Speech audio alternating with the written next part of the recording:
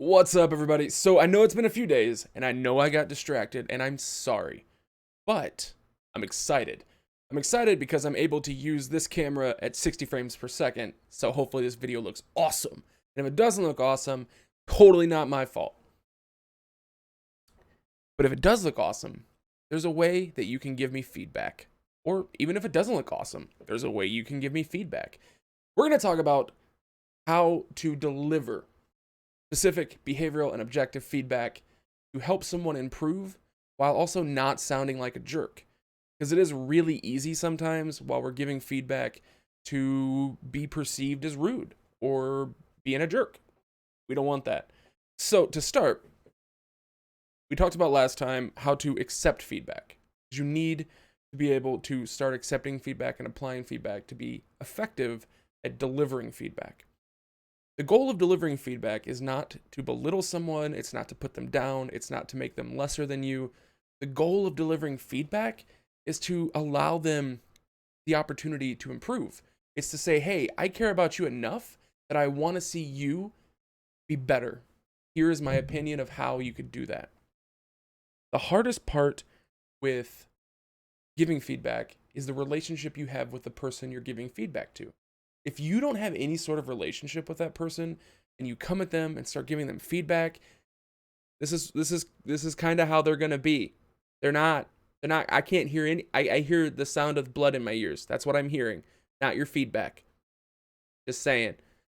But if you have a relationship, if you've built a relationship with someone, and if you guys want to see a video on building relationships, I call it therapeutic relationship building, learned it at my last job, but it's also just building human relationships. I'll do a video on that. Huge fan of it.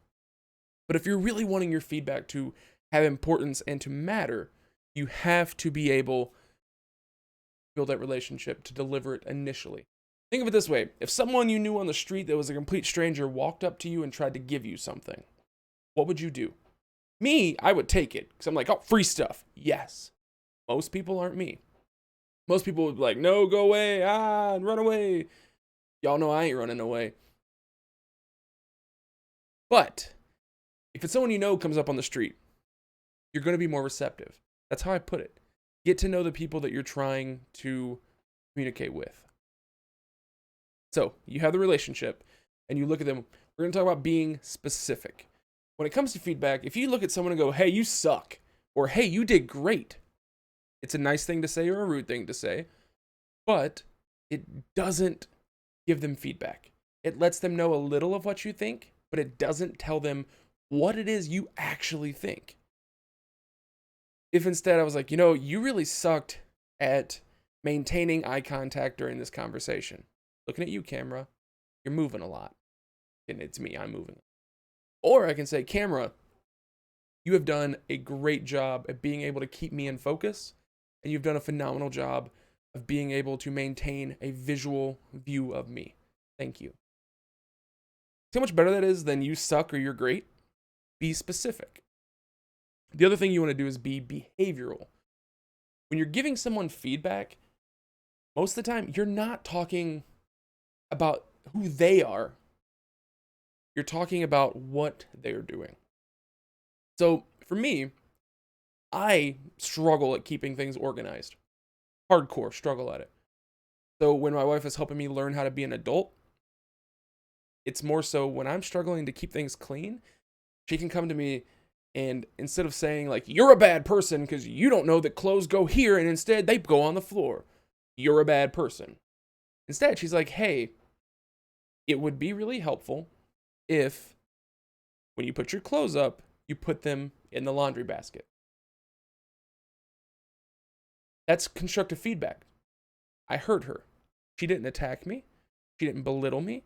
She didn't talk to me like I'm incapable. Instead, she let me know like, hey, I believe in you enough that I'm going to tell you how I would like to see you do it because I believe you can do that. And I appreciate that. And the next thing, specific, behavioral, objective. When you give feedback to somebody, be aware that emotions and all the abstract stuff that's in your, poke myself in the eye, all the abstract stuff that's in your head doesn't matter to them. It really doesn't. Take all that out. Take it, box it, lift it. Kobe. Throw it away. because they don't need that. They're not hearing that. You can give them your rationale, which is different than being unobjective.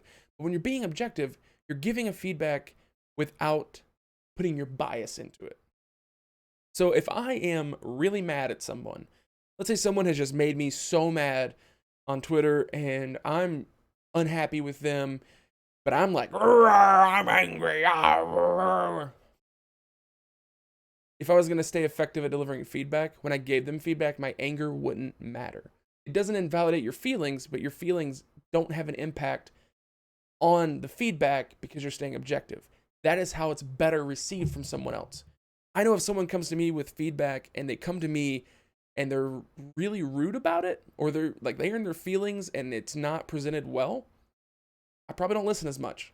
I miss something. I don't want to miss stuff. And I talked about giving rationales. If someone is receptive to your feedback, feel free to then further discuss your point of view and kind of like why it's important to you. You could say, you know, for my wife, it's, hey, I really appreciate it when you pick your clothes up off the floor because then our bedroom doesn't look messy. I like having clean spaces. It makes me happy. There, I know her rationale. Her rationale is, I want to have a clean space to live in because that makes me happy. So I do it. That helped me understand. It all, though, comes back to the relationship you have with the person that you're giving feedback to. The relationship is the most important part. Without the relationship, the feedback is going to be less effective. It may still have some effectiveness, but it will be less effective. That's just how it goes. So to review, specific, behavioral, and objective. It's a great way of being able to give someone feedback. Be specific in telling them what they've done well or what they didn't do well. Keep it behavioral. Don't talk about the person. Critique the behavior. And stay objective. Don't get in your feelings and let that drive how you're communicating with someone. That just makes you look like a jerk. Or it may make you overpraise and make things too big. And then that's a whole thing. I don't know. I know I'm not an expert by any means. I do know, though, that I use these on people all the time. I use this in life. I've made it a part of who I am. Giving direct praise and constructive feedback is huge in how I've developed my connections with other people. It's huge how I've developed myself as a streamer and a content creator. I would challenge you, apply these things, see how they fit with you, see how you're feeling about them, and see where it goes from there. I use them daily. Let me know. Apply them and let me know. Next time you go to give someone feedback, try this. Try these steps. Be specific. Be behavioral. Be objective. And then come back here in the video. Comment. Let me know how it went for you. Be sure to subscribe if you haven't. And share me out. Please. Because numbers are important to people. Not to me, but to the people I'm trying to get free mead from. Numbers are good. Thank you so much. Shameless plug. Thank you so much for watching. I appreciate you being here. You are wonderful. Share the video, subscribe, like, comment. Even if you disagree, please comment. Oh, if you disagree, please comment. I want to talk to you. Thanks for watching. I'm Drolk. It was good to see you. I'll see you next time. Bye.